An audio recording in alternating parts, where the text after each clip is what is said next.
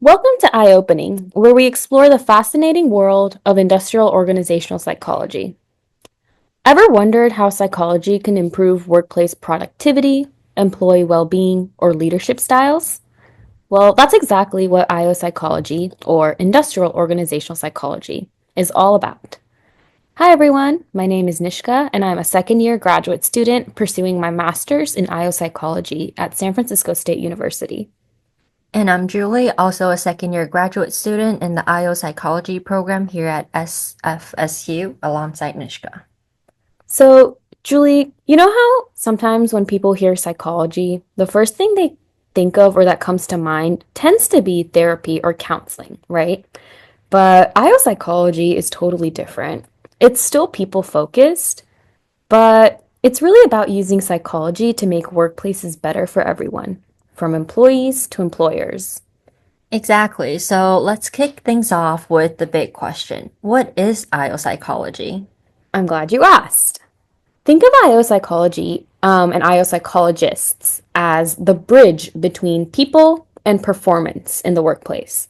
Whether it's improving hiring practices, developing fair policies, or boosting employee satisfaction, IO psychologists work to make work life better for everyone. To provide a more formal definition, industrial organizational psychology is the scientific study of human behavior in organizations and the workplace. It really is divided into two broad areas: industrial psychology, which is also known as personnel psychology, and organizational psychology. Julie, how would you really break down industrial psychology? Well, my understanding of industrial psychology, which is also known as personnel psychology, is all about selection, assessment, and training of employees. So, for example, when a company needs to hire someone, industrial psychologists help with many things like employee assessments during hiring, figuring out if a candidate has the right skills and personality to fit the job, or things like designing training programs, ensuring new hires or current employees are equipped with the skills they need to succeed, and things like performance evaluations, such as creating fair and effective ways to measure how well employees are doing. It's really about optimizing how people perform their roles by ensuring they are the right fit for the job and that they have the necessary tool to succeed. Thanks, Julie. That was really well put. I think on the other side of the coin of IO psychology, we have organizational psychology, which really focuses on understanding how workplace dynamics affect behavior and performance. It looks at how things like organizational culture, leadership, motivation, and teamwork can all work together to shape a company's success. Organizational psychologists also tackle issues related to work life balance, employee satisfaction, and workplace health and well being.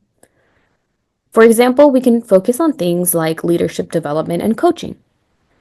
What makes leaders effective? What motivates employees? Improving job satisfaction through better work environments. We might look at team dynamics. How do groups work together? What makes a high performing team? We can also look at the overall organizational culture. How do the values and norms of leaders and organizations, and how can the environment of the overall company shape employee behavior? These were the topics that really drew me to this field in the first place. Since they are more subjective and all encompassing, I found it really intriguing how IO psychology can offer a structured and a research based approach to understanding these broad concepts. After almost a year and a half of studying IO, I've realized how interconnected both areas are: industrial and organizational, both working together. As much as I love the objective side of industrial psychology, the more subjective elements of organizational psychology, like leadership, really are things that drew me to the field. And I love how this field allows us to apply data driven solutions to very human, complex issues. Another example that I can think of is how I'm passionate about organizational psychology shaping workplace well being and work life balance. We can look at all these things like stress, job satisfaction, employee engagement, and think about how it impacts performance, and then develop strategies to really improve these areas. Definitely. Thank you for sharing. And I think that's what makes IO psychology so fascinating. You can have effective hiring, training, or performance management without creating a supportive, motivating work environment. I think they really work in tandem to improve both individual and organizational outcomes. Absolutely.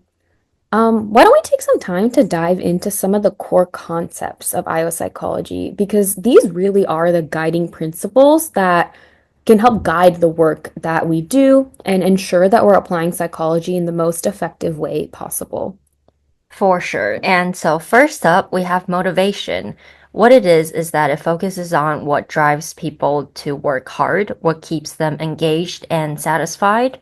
And there are some classic theories here, like Maslow's hierarchy of needs, which is the idea that humans have a set of needs that must be fulfilled in a certain order, from basic physiological needs to self actualization. And another one is Hertzberg's two-factor theory, which suggests there are hygiene factors, which are like salary and job security, and motivators, which are recognition and responsibilities that can impact job satisfaction. And another major one we have is self-determination theory, which looks at the role of autonomy, competence, and relatedness in motivation. These theories are very diversified in their core concepts, which helps us understand not just what motivates employees, but also why they might disengage or feel unsatisfied at work. I love that. We can also think about personality and job fit. So, why do some people thrive in certain roles while others don't? A lot of this can come down to personality traits. For example, someone who scores high on extroversion may be a better fit for a client-facing role than someone who's more introverted.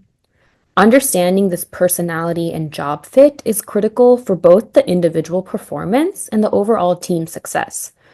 We can use things like personality tests or assessments to better match people with jobs they're likely to excel in. For sure. And that brings us to the next core concept, which is leadership. Leadership is a huge topic in IO psychology. We study different leadership styles and their impact on employee motivation and performance. For example, there's transformational leadership, where leaders inspire and motivate employees by encouraging innovation and a shared vision. And another major one is called transactional leadership, which focuses on structured tasks, reward, and punishments to drive performance. I personally love how leadership development programs are informed by so many of these IO principles. Like the examples I can think of are many organizations using IO psychology to create really tailored coaching programs for leaders and to help these leaders develop the skills they need to motivate and inspire their teams. Absolutely. And lastly, we have team dynamics. High performing teams don't just happen, they're cultivated. IO psychologists study how teams function, how trust and communication are built, and how collaboration can lead to greater productivity. You know what? This is what I love about this field. Even though practitioners can focus on different areas of the field and have specialties, we're constantly learning that both the industrial and organizational aspects are needed for a company to truly succeed, and we're learning from both sides of the field.